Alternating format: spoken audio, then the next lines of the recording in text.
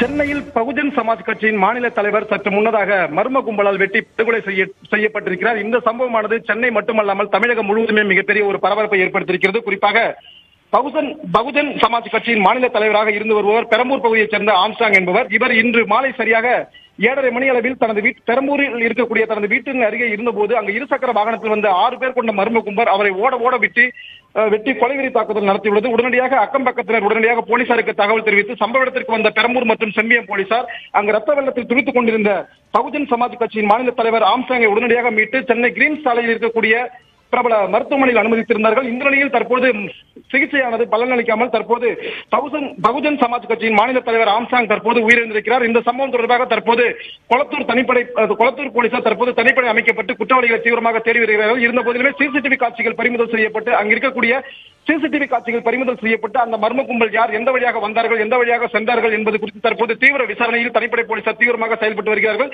இந்த நிலையில் தான் தற்போது உயிரிழந்த பகுஜன் சமாஜ் கட்சியின் மாநில தலைவரின் உடலானது தற்போது கிரீன் சாலையில் இருக்கக்கூடிய பிரபல தனியார் மருத்துவமனையில் வைக்கப்பட்டிருக்கிறது. அங்கு ஏராளமான அரசியல் கட்சி பிரமுகர்கள், அரசியல் தலைவர்கள் தற்போது வருகை தந்திருக்கிறார்கள். இந்த நிலையில் இந்த சம்பவமானது சென்னை மட்டுமல்லாமல் தமிழகத்திலே மிகப்பெரிய ஒரு பரபரப்பை ஏற்படுத்தியிருக்கிறது.